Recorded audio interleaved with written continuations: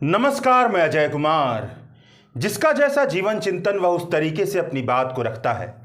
वह चाहे तो यह कह सकता है कि 5 बार के उत्तर प्रदेश के मऊ विधानसभा क्षेत्र के विधायक मुख्तार अंसारी की मौत हो गई है, या कोई चाहे तो यह कह सकता है कि भारत के हिंदी भाषी क्षेत्र के सबसे दुर्दांत खतरनाक अपराधियों में से एक माफिया डॉन मुख्तार अंसारी की मौत हो गई है।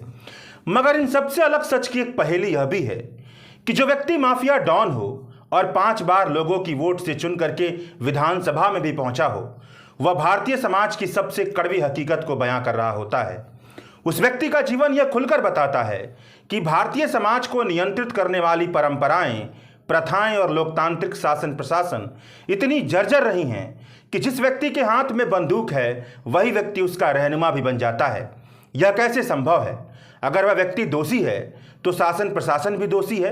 जिसकी आवरण के भीतर कोई व्यक्ति माफिया डॉन बनता है और माफिया डॉन से आगे बढ़कर के 5 बार लोगों का विधायक भी बनता है। इस पहेली को आप ही सुलझाइए। मैं खबर की तरफ आगे बढ़ता हूं। खबर यह है कि बांदा जेल में बंद 63 साल के मुख्तार अंसारी की मौत हो गई है। 28 मार्च की रात को करीब 8:30 बजे मुख्तार अंसारी की जेल में तबीयत बिगड़ी थी। मुख्तार अंसारी ने उल्टी की शिकायत की और उन्हें बेहोशी के हालत में अस्पताल ले जाया गया। प्रशासन के मुताबिक कार्डियक अरेस्ट से वहीं पर उनकी मौत हो गई।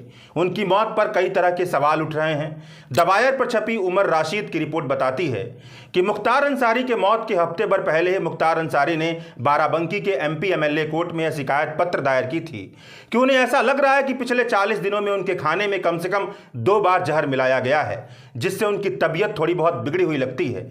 इसकी छानबीन की जाए। कोर्ट के जज ने शिकायत पर जेल के सुप्रिटेंडेंट से जवाब भी मांगा था। इसी दौरान मुख्तार अंसारी की मौत हो गई।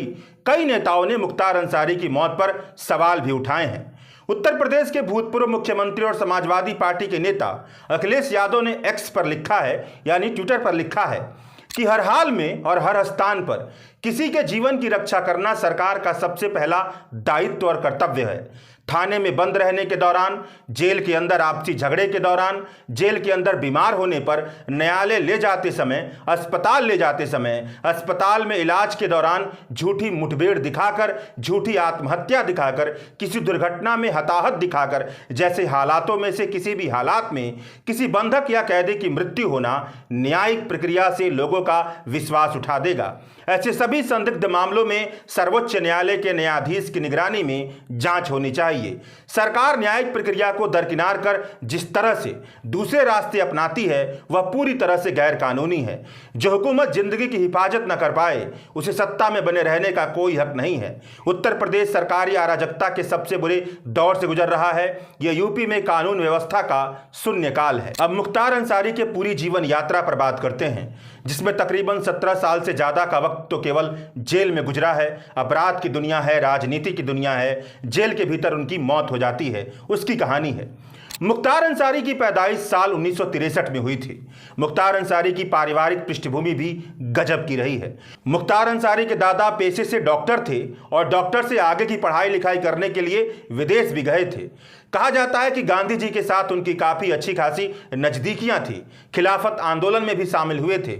इनकी याद में दिल्ली में एक रोड का नाम भी रखा गया है। मुख्तार अंसारी के दादा की तरह नाना भी भारत के नामी गिरामी हस्तियों में शामिल थे, जिन्होंने 47 की जंग में न सिर्फ भारतीय सेना की तरफ से नौशेरा की लड़ाई लड़ी थी बल्कि हिंदुस्तान को जीत भी दिलाई थी, जबकि वह खुद इस जंग में शहीद हो गए थे।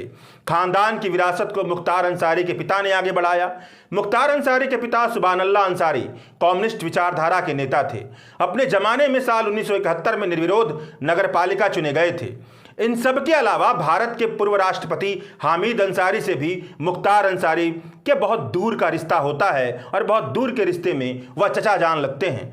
पढ़ाई लिखाई में मुख्तार अंसारी ने गाजीपुर से ग्रेजुएट की डिग्री हासिल की है। मुख्तार अंसारी के समकक्ष लोगों का कहना है कि कॉलेज के दिनों से ही वह निशानेबाजी में रुचि लिया करता था। मतलब मुख्तार अंसारी अतीक अहमद की तरह बहुत ही गरीब परिवार से नहीं आते थे, बहुत ही रसूखदार परिवार से आते थे।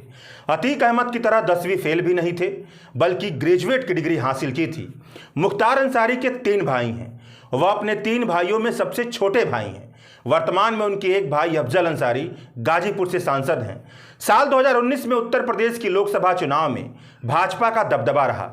मगर उसके बावजूद भी शायद यह मुख्तार अंसारी के कारनामों का दबदबा था कि बहुजन समाजवादी पार्टी की तरफ से अफजल अंसारी ने गाजीपुर से सांसद का चुनाव जीत लिया था। जिन्हें हराया था वो भाजपा के कद्दावर नेता मनोज सिन्हा थे।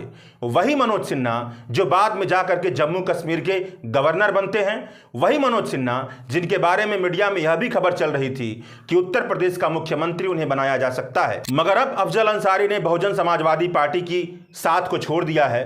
कयास लगाया जा रहा है कि वह समाजवादी पार्टी की तरफ से सांसदी का चुनाव लड़ेंगे। पूर्वांचल की दुनिया में मुख्तार अंसारी का दबदबा तब शुरू हुआ जब पूर्वांचल की दुनिया में सरकारी ठेकों पर गैंगस्टर का राज हुआ करता था। कोई कोयला खनन की दुनिया में माफिया था तो कोई रोड बनाने की। इन सबके केंद्र में सरकारी ठेका के लिए छीना झपटी थी। जमाना ऐसा था जिसे सरकारी ठेका मिल गया, समझिए उसके घर में पैसे की मशीन खुल गई। तो इस इलाके में जितने भी गैंगवार हैं, उस गैंगवार के केंद्र में सबसे अहम कारण सरकारी ठेकों को हासिल करना ही रहा है। अब जब सरकारी ठेके के लिए लड़ाई शुरू हो गई तो लड़ाई करने के लिए हथियार भी चाहिए होता है, और हथियार की सप्लाई सरकार तो करेगी नहीं, कोई ना कोई गिरोह ही करेगा। तो इसी दौरान पूर्वांचल के माफियाओं का संबंध महाराष्ट्र के माफियाओं और डॉन से होता है। दाऊद इब्राहिम से लेकर के जितने भी बड़े डॉन थे, वहां से पूर्वांचल के गैंगस्टर की दुनिया में AK-47 की सप्लाई होने लगी और धड़ाधड़ गोलियां चलने लगी। जानकार बताते हैं कि पूर्वांचल की गैंगस्टर की दुनिया में उस समय सबसे ज्यादा AK-47 का इस्तेमाल होता था, और इस गैंगस्टर की दुनिया में सबसे बड़ा स्टार कोई था तो उसका नाम था मुख्तार अंसारी। मऊ, मिर्जापुर, गाजीपुर, घोसी के आसपास के सारे इलाके में मुख्तार अंसारी की दबंगई की तूती बोलती थी। यह उत्तर प्रदेश के वह इलाके हैं जहां पर गैंगवार बहुत लंबे समय तक चला है। साल 1980 के दौरान जिस जगह से मुख्तार अंसारी आते हैं, उस इलाके में 2 प्रमुख गैंग काम कर रहे थे। मुख्तार अंसारी इन्हीं 2 प्रमुख गैंग में से एक गैंग के साथ शुरुआत में जुड़ते हैं। जबरन बिजली और रेलवे के टेंडर को हथियाने के साथ ही धीरे धीरे मुख्तार अंसारी की अपराध और वर्चस्व की दुनिया की शुरुआत होती है। मुख्तार अंसारी के खिलाफ पहला मामला साल 1988 में गाजीपुर सदर कोतवाली में दर्ज किया जाता है। मामला ठेकेदार सच्चिदानंद राय की हत्या से जुड़ा हुआ होता है। उस समय के जानने वाले बताते हैं कि सच्चिदानंद राय की हत्या के बाद पूरे इलाके में मुख्तार की छवि का दबंग अपराधी की छवि बनने लगी थी। यह दबंगई इतनी काम आई कि मुख्तार अंसारी के नाम से हर जिले में कुछ लोग मुख्तार अंसारी से जुड़ते चले गए। जो मुख्तार अंसारी से जुड़ते थे, उनका लालच यह था कि मुख्तार अंसारी की वजह से उन्हें सरकारी ठेके मिल जाएंगे, उनकी कमाई शुरू हो जाएगी। जब माफियाओं की दुनिया में दबदबा बढ़ने लगा तो लचर प्रशासन, शासन प्रशासन की हालात में जनता के बीच भी माफियाओं का दबदबा बढ़ने लगा। समाजशास्त्र की किताबें कहती हैं कि जब लचर प्रशासन होता है, पुलिस प्रशासन, थाना, SP, DSP आम लोगों की परेशानियों को सुलझा नहीं पाते हैं, या शासन प्रशासन में भ्रष्टाचार बहुत ज्यादा होता है, तब आम लोग छिटक कर बाहुबलियों के पास चले जाते हैं, माफियाओं के पास चले जाते हैं, और वहीं पर माफियाओं और बाहुबलियों की एक पैरेलल सरकार बननी शुरू हो जाती है। यहीं से इनकी एंट्री पॉलिटिक्स में शुरू हो जाती है। मुख्तार अंसारी के साथ भी कमोबेश यही हुआ है। लोगों के बीच उनकी छवि रॉबिन हुड की बन चुकी थी। मतलब ऐसा व्यक्ति जो भले ही गलत काम करता हो, लेकिन अपने लोगों की तकलीफ को दूर करने का काम भी करता है। मुख्तार अंसारी ने 1996 में मऊ सीट से बहुजन समाजवादी पार्टी के टिकट पर विधानसभा चुनाव लड़ा और जीत हासिल की। उसके बाद वह इसी सीट से लगातार 5 बार विधायक बने। साल 1996 में पहला चुनाव जीतने के बाद ही वह बहुजन समाजवादी पार्टी से अलग हो गए। 2002 और 2007 में वो निर्दलीय विधायक चुनकर आए। साल 2002 के विधानसभा चुनाव में मुख्तार अंसारी के भाई अफजल अंसारी अपनी सीट से चुनाव हार गए। जिससे चुनाव हारे वह भाजपा के प्रत्याशी थे, उनका नाम था कृष्णानंद राय। हवाओं में यह शोर फैल गया कि कृष्णानंद राय ने अपनी जीत ब्रजेश सिंह की वजह से हासिल की है। ब्रजेश सिंह वह गैंगस्टर था जिसके साथ मुख्तार अंसारी की बहुत लंबी लड़ाई चली आ रही थी। तो कृष्णानंद राय की हत्या हो गई। जानकार बताते हैं कि हत्या बहुत ही खतरनाक तरीके से की गई थी और हत्या का आरोपी मुख्तार अंसारी, उनके भाई सहित कुछ अन्य लोगों को बनाया गया। गवाह देने वाले कोर्ट में जाकर के गवाही देने से मुकर गए। जानकार बताते हैं कि गवाहों ने प्रताड़ना के डर से गवाही नहीं दिया। इस आरोप में ट्रायल कोर्ट ने मुख्तार अंसारी और उनके भाई को बरी कर दिया। इसलिए हिंदी भाषी क्षेत्र के माफियाओं के राज को जानने समझने वाले यह कहते हैं कि मुख्तार अंसारी अपनी शुरुआती दौर में जेल तो जाते थे, उन पर मुकदमा भी दर्ज होता था, मगर वह बरी हो जाते थे। बाद के दौर में उनके खिलाफ कुछ मामलों में कार्रवाई हुई और उन्हें उम्र कैद की सजा सुनाई गई। मीडिया रिपोर्ट की माने तो साल 1990 से मुख्तार अंसारी अपराध की दुनिया में शामिल थे। मुख्तार अंसारी पर उत्तर प्रदेश के अलग अलग थाने और दिल्ली सहित कुल 65 मामले दर्ज थे। इनमें हत्या, हत्या के प्रयास, अपहरण, धोखाधड़ी, गुंडा act, arms act, gangster act, CLA act जैसे न जाने कितने एक्ट में उन पर कानूनी कार्रवाई चल रही थी। इनमें से 8 मामलों में सजा हो चुकी है। वह सजा साल 2022 के बाद सुनाई गई है। मुख्तार अंसारी जेल में थे तब सुनाई गई। मुख्तार अंसारी को पिछले 9 महीने में 2 बार उम्र कैद की सजा दी जा चुकी थी। पहला मामला अवधेश राय हत्याकांड का था और दूसरा मामला फर्जी सिग्नेचर करके हथियार लेने से जुड़ा हुआ था।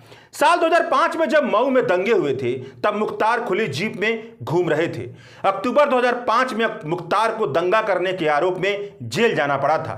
तब से लेकर के अब तक के दौरान वह बहुत लंबे समय तक जेल में बंद थे।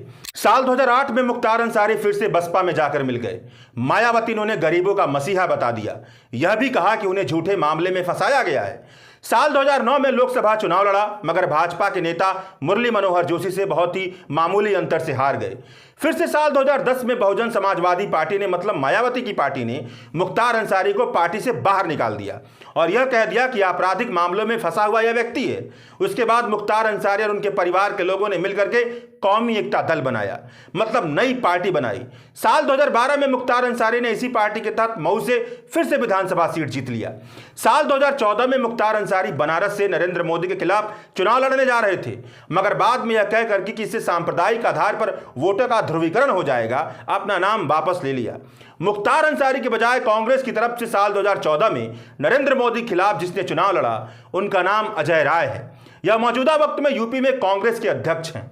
इनका मुख्तार अंसारी से यह रिश्ता है कि अजय राय के भाई अवधेश राय को उनकी मौजूदगी में अजय राय की मौजूदगी में साल 1991 में गोली मारी गई थी, जिसमें अवधेश राय की मौत हो गई थी, मगर अजय राय की मौत नहीं हुई थी और आरोप मुख्तार अंसारी पर लगा था। और अवधेश राय की मौत के आरोप में मुख्तार अंसारी को दोषी करार दिया गया और उम्र कैद की सजा दी गई। और अजय राय भी कोई ऐसे वैसे व्यक्ति नहीं है। पूर्वांचल में बाहुबलियों के बीच एक बाहुबली होने का उनका भी इतिहास रहा है। 3 बार भाजपा के विधायक रह चुके हैं। उसके बाद जाकर के भाजपा से वाराणसी में नरेंद्र मोदी के खिलाफ चुनाव लड़ा, अब कांग्रेस के अध्यक्ष हैं। यह है भारत की राजनीति की सबसे गहरी हकीकतों में से एक हकीकत। मीडिया रिपोर्ट की माने तो साल 2016 में जब मुख्तार अंसारी सपा में शामिल होने जा रहे थे तो अखिलेश यादव ने इसका कड़ा विरोध किया था और उन्हें पार्टी में नहीं लिया गया। अब खबर है कि इस बार की लोकसभा चुनाव में मुख्तार अंसारी के भाई अफजल अंसारी सपा के उम्मीदवार होंगे। बांदा जेल में आने से पहले मुख्तार अंसारी पंजाब के रोपड़ जेल में थे। पंजाब की कांग्रेस के अमरिंदर सिंह की सरकार पर यह आरोप भी लगा था कि वह मुख्तार अंसारी की VIP ट्रीटमेंट कर रही है। मतलब मुख्तार अंसारी पंजाब की जेल में पूरे ऐशो आराम के साथ रह रहे हैं, जिस पर राज्य सरकार के खजाने से काफी खर्चा हो रहा है। जब भगवंत मान की सरकार आई तो उन्होंने मुख्तार अंसारी के लिए इस तरह की व्यवस्था की मंजूरी ही नहीं दी।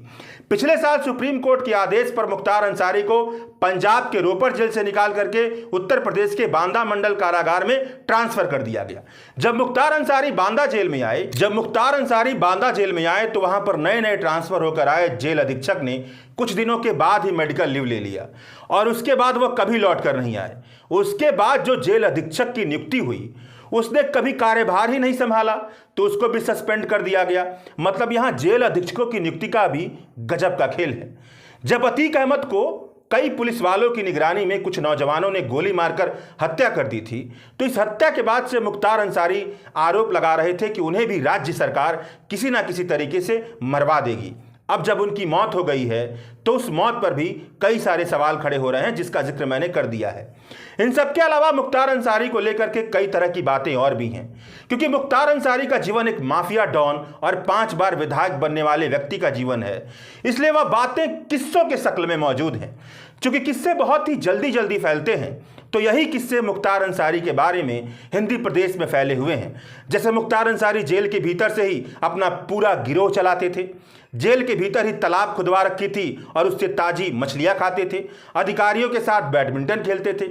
इस तरह की अनगिनत बातें हैं। निसंदेह क्योंकि यह सारी बातें किस्सों की शक्ल में मौजूद हैं तो इसमें कुछ ना कुछ जायज सच्चाई तो होगी ही, मगर इस सच्चाइयों की परत दर परत सच्चाई वही बता सकते हैं जो मुख्तार अंसारी और भारतीय लोक प्रशासन पर बहुत लंबी चौड़ी और गहरी रिसर्च प्रस्तुत कर सकें, तो इन किस्सों को यहीं पर छोड़ देते हैं।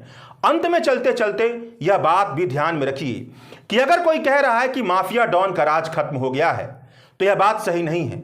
साल 1980 के ज़माने में इंटरनेट नहीं था, रेलवे बहुत ज़्यादा विकसित नहीं था, रोड बहुत ज़्यादा विकसित नहीं थे, ट्रांसपोर्टेशन और कम्युनिकेशन के साधन बहुत ज़्यादा विकसित नहीं थे।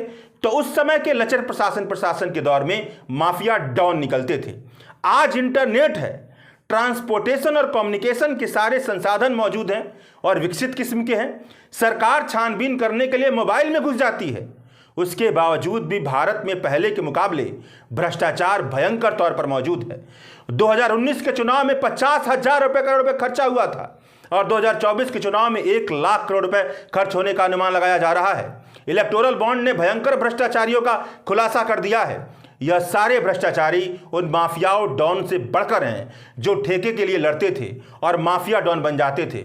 यह सीधे जनता का हक मारते हैं और लाखों करोड़ों कमाते हैं। शुक्रिया। द वायर के और वीडियोस देखने के लिए सब्सक्राइब करें और बेल आइकन पर क्लिक करें। स्वतंत्र पत्रकारिता की आर्थिक मदद करने के लिए डिस्क्रिप्शन में दिए गए लिंक पर जाएं और अपनी राशि चुनें।